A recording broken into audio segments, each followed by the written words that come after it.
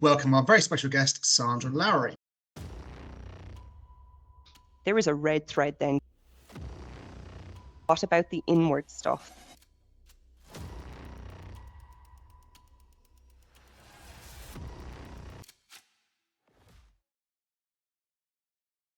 So post start, and this is where your experience is absolutely crucial, far more than mine. But post start, so someone's accepted, they've onboarded, for better or for worse, they're in the door on Monday in the morning, whatever it may be. And actually just on the onboarding, and this is going to be more interesting because the post start is a very different world now to where it was pre-pandemic. Because I would imagine post accepting, or when they start and walked in the door on a Monday morning pre-pandemic, there's someone there to greet them, you can go get a coffee, etc. Very different world now. But anyway, post start, that's if the engagement's been great all the way along, it's still super important, even maybe not more important, but still super important on how and what should that business do to make it excellent. Yeah, so I think from a business perspective, in terms of what to do to make it excellent, I think a lot of it would be, a repeat on kind of the things I've covered when it comes to onboarding and pre-hiring, the simplicity, the seamlessness, the consistency, showing that we've put thought into it. So again, the road mapping is really necessary. I know for me, and I know for people that I work with, we want to see that you've put thought about our integration into your business. And we want to see that you've put thought around the milestones that you want us to achieve for our progress and development. Okay, that's really important, because if you don't do that, we can walk away thinking that you expect us to be all singing and all dancing on day one, which is another area where we start to see self-doubt breathe in. And I think what roadmaps do once somebody is starting to integrate into a business is, they indicate clarity and fairness, that you are onboarding everybody in a similar and fair way. So everybody has been set up consistently from the start, and we can see from the outside looking in, we are setting everybody up to succeed on the best possible conditions. So I think that's really key. Yeah.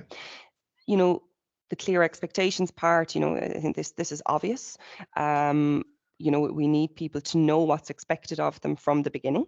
Yep. And then the really obvious stuff, that sometimes we forget about, because sometimes we think it's so obvious, but it's necessary. It's a prerequisite for success. They need buddies. They need mentors. They need buddies. They need mentors. Yeah, they need human interaction, people to turn to for support with questions. There is no such thing as a stupid question, but people feel like they're asking stupid questions when they're in environments of change. So I think we have to remember that we really need to peel the onion back on that, I think, when it sets people up to success. It's the basic stuff. We know that welcome packs with a postcard from the team, early days, really sets that scene that you're being welcome and invited in, specifically if you're working remote, right? Yeah, absolutely. So all of those things that sometimes we overlook because we think they're too simplistic, but they're not. No. And something I think that, I talk about all the time, because I see it's always missed, is particularly when we get to levels of senior leadership, we can find that formal one-to-one processes or formal performance reviews, they tend to be overlooked, because there's an assumption that people are senior enough to be able to navigate their world themselves, and we're not always giving feedback on a consistent basis. So we lose trust, relationship building. That's interesting. Yeah, we lose that transparency. Now, it's vital to ensure that, particularly if you're bringing in a more senior manager into the organization, that you don't assume that this part can be skipped, because they need that, and they need, as I mentioned, they need that trust, they need that transparency, they need that safe forum where they feel that you've got their back, and vice versa. So that's a fundamental. But I suppose also if you're skipping on that with the senior manager, then it's and then they come to hire, it's likely that they may skip that with people they're hiring, and it cascades down in some respect. So if you put your stall out, as one way of saying, if you put your stall out and say this is how we onboard people, then that cascade down to the lower levels of leadership. Yeah, 100%, Right. 100%. And, companies will have amazing performance review processes, performance management processes. Challenging part is sometimes we're not so good at it the more further that we go up into the organization. So it's just important to ensure that that part isn't been overlooked and missed. And in terms of, I mean, because you're speaking to lots and lots of people who are starting new roles. In terms of the candidate, I suppose expectation or what they should do when they start a new job. It's, as you said earlier, it's daunting.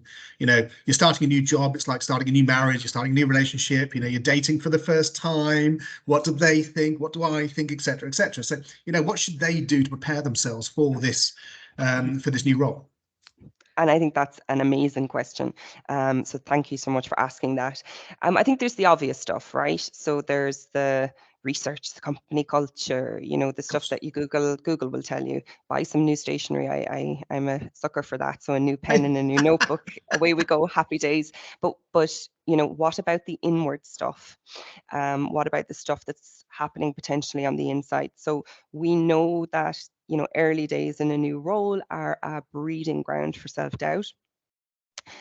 We know that, poorly planned onboarding and integration for that new role makes the self-doubt even worse. So if you're entering into a new role, I think it's very important to think about how this new environment may affect and impact you. Sure. So what I mean by that is there certain parts of your personality that may get triggered in certain situations? Interesting. You've got to be really self-aware though. You've got to be massively self-aware. You do. And I think that, this stuff takes time and it takes practice, but you wouldn't go in to a new day in the office with a hole in your shoe. So, why would you potentially prepare yourself for a period of immense change without doing some inward self-reflection? So I always say that we can't underestimate this part. An interesting statistic that I read recently, Guy, it was actually from Indeed, from their, I think it was their working well-being report. It says that 68% of employees are actually experiencing imposter syndrome in the workplace. You're joking. 68%. Yeah. Wow. Absolutely. So, and if we're not familiar with imposter syndrome is simply the fear of being judged or that you're maybe incompetent because, we think that we do not deserve this position. So we almost start to feel like an imposter or a fraud. And 68%, I mean, that is absolutely huge. It's huge. It's huge. And I think that we're not normalizing this enough within companies. We're not talking about, like, this isn't the stuff that we talk about at the coffee machine. No, I get absolutely that. not. No. But, we 68%, if you think of that in every 10 people, this is massive. We need to start normalizing these discussions in terms of what we are internalizing in our role, what's happening on the inside that people can't see. So I think it's important that before you enter into a new role, to acknowledge you're entering into a new phase. It's not always going to be comfortable. Yeah. So I think that, And I suppose also by getting a new job, you're most likely kind of moving up the ladder a little bit, or a little bit or a lot. You're moving up, so there's an air of trepidation going into that new challenge, new company. You've probably left somewhere where you were secure, and you've made this gigantic leap, and you're a little bit like, oh, what have I done? But yeah. 100%. And you've probably left somewhere where you've been an expert. You've been the go-to person. You've established a pretty pristine relationship and name for yourself. You have to start that all over again. And I don't think that we can underestimate actually the impact that has on people. And I think it's important to think about how that might actually show up in you in the early days in your new role, especially if you're onboarding. hasn't gone to plan. Okay, especially if the support parameters aren't existing for you in your new role. So you might start to see self-doubt. You might start to see unrealistic expectations for yourself. Something I see a lot in the women that I work with is, they're seeking external validation. So they're overworking in those early days to try and build up that reputation real fast. So where do we end up with? We end up in a place of burnout. We end up in a place of anger. We end up in a place of being peed off, excuse my French. So, that we have to think about that. Then it says, oh, the company's pushing me. Actually, the trigger of that might actually be coming from the expectations that you're setting for yourself. Exactly. So the boundaries have been set all wrong to start with. Exactly. You might start to think that you're just lucky to be there, and that you're not there because your accomplishments and your skills. But these are the things that happen inside our minds, particularly when we're not comfortable. And I think if you're in that situation and your thoughts are taking that turn, I would always immediately ask you to do 3 things. So accept that imperfections exist. Things do not need to be perfect immediately. Perfection does not exist. Take the pressure off, No, reframe.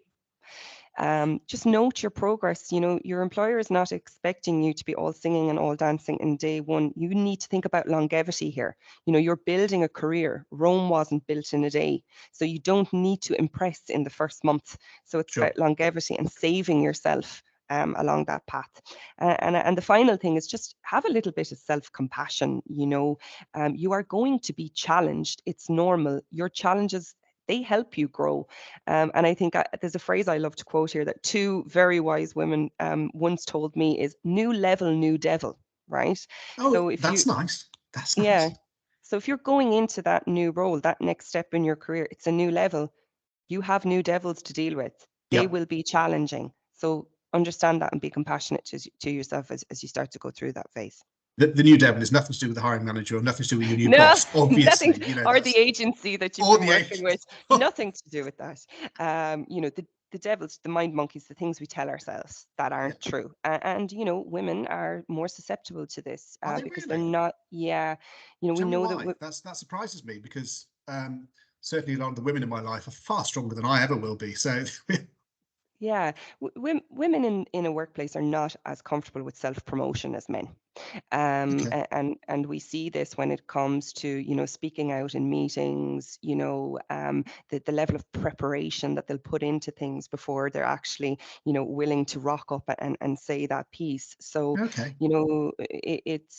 it's known that particularly if a woman is embarking on this new stage of their journey, they will not necessarily be as compassionate to themselves as their male counterpart, unfortunately, putting a lot of pressure on themselves in the early days to prove. So I think it's important for organizations to know that as well, that, when you are dealing with women, that you are, nurturing for talent and career, what internal and networking and mechanisms for support do you have in place within your organization to nurture and ensure that that talent stays with you? That's interesting. Do you know what? It's been enlightening. I didn't think most of that. I didn't even consider. But I'm not in that space. So yeah, that's really, really, really interesting. So look, I think that we've covered a massive amount, and certainly for me, the things that I really, really loved, all of it, obviously. However, candidate-friendly process, awesome. Mind monkeys, never heard of that before, but I like it. Psychological agreement you're absolutely right. That's such a good phrase for what you're going into. And new level, new devil. That's just new level, new devil. Perfect. New level, new devil. That's got to be trademarked. Anyway, look, Sandra, thank you so much for joining us today. It's been really, really, really nice to have you here. And yeah, hopefully there'll be some people out there watching this who are like, actually, that's me. That's me. I have imposter syndrome. How do I get through this in my life? And I never knew that was a thing. Yeah, absolutely. And Guy, thank you so much for having me. I've loved the chat. I do love a good chat, but it's been amazing, and it's great to be able to talk these things through. And if it resonates with one person out there and they can take from it, I think we're doing an amazing job. Exactly. And we're all in it together. So thank you ever so much, Sandra. Thank you for everyone watching today. And I've been told to say, please like, subscribe, and share. That's what we've got to do. See you next time.